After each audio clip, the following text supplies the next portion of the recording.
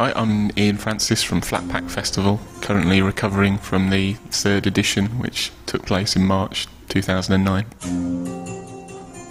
Well, I guess the name Flatpack is there to suggest the portability of the festival, the fact that it pops up in lots of different places. And we started out as a film night in a pub 6 years ago, and got more and more interested in different ways of taking film to audiences in ways that they wouldn't necessarily see it. So showing up in a church or a community centre or a warehouse, to kind of turn people's expectations around, because you get in a particular frame of mind when you go in a cinema, I guess.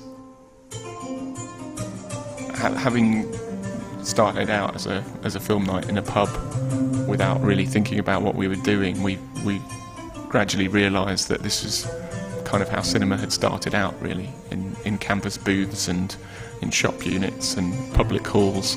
Before there were purpose-built cinemas, you would have showmen going around the country presenting seasons and one-offs of film to audiences who, in many cases, had never seen it before. And Waller Jeffs was one of their most prominent in this part of the world. I guess what's unique about Waller Jeffs was he was attempting to make cinema a respectable form of entertainment for the middle classes as well as the working classes. It was, a lot of people would look down on cinema and thought it was corrupting of morals and so on. And he would have a military band accompanying the films, and he'd have competitions for juvenile scholars and offer free tram rides with your film ticket and all of that kind of thing in an effort to lure audiences in from the suburbs. And he was just really imaginative about how he put his shows on, how he made them special.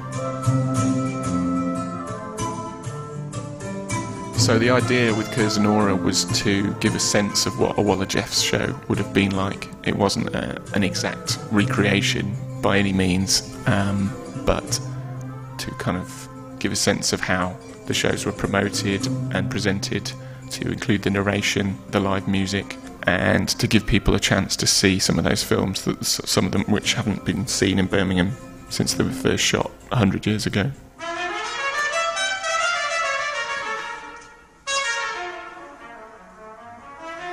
Threading the whole show together was Paul Murphy, who was our narrator for the evening, and he did a lot of research into Waller Jeffs and that era, and created a kind of contextual framework for the music and the films, and gave you lots of pithy detail and anecdotes about what it was like to visit one of these shows.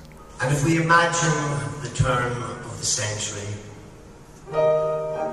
these faces that we're looking at, 1901 graduation ceremony here in Birmingham. The first woman graduate at Birmingham University receives her degree during this ceremony.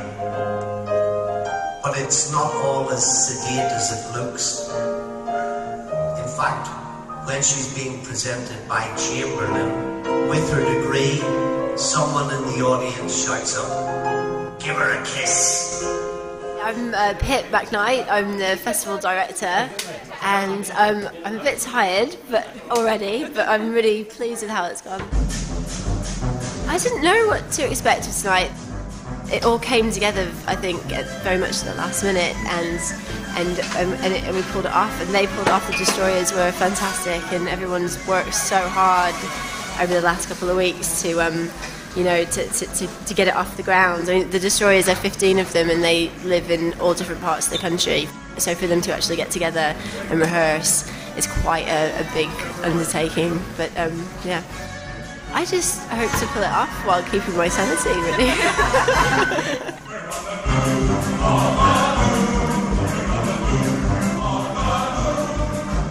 What we're listening to now is a score by Gareth Jones to the 1903 film Trip to the Moon by Georges Méliès.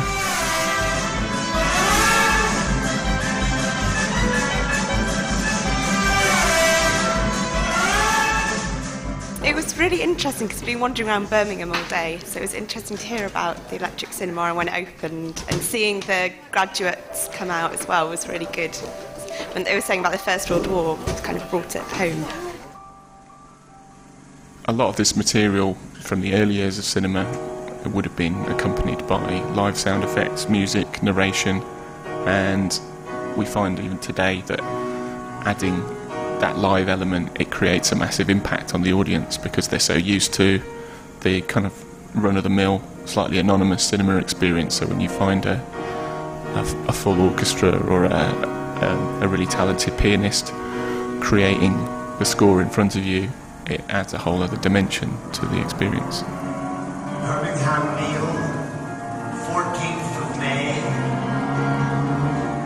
Exciting scene at Curzonora. My name's Simon Britton. I go under the name of Dr. Wen most of the time. Tonight I have been Waller Jeffs. You were a sensation. Oh, thank you very much. What did you think of it tonight? I thought it went very well tonight, yes. What was the highlight for you? I think the Destroyers. The Destroyers are always fantastic, and it was a pleasure to see them tonight.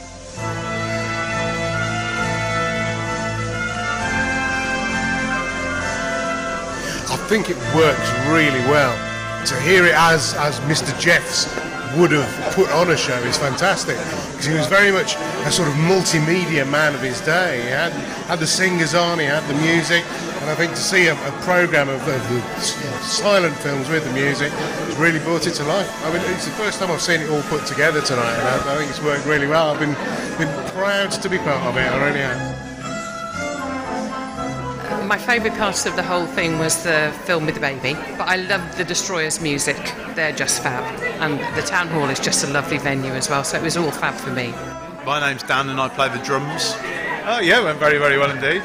Yeah, it's always better than the rehearsal because you're actually playing to people instead of an empty room, but oh yeah, went very, very well indeed. Playing to cinema is really challenging because you don't have any room for error really, because you've got to meet all your cue points and make sure that you're playing along with the film and along with the conductor and that you're following your music, so it's really hard. Well, I loved all of it. I loved the interpretation, the historical interpretation. I just thought it was so creative. I loved it. I just loved it so much.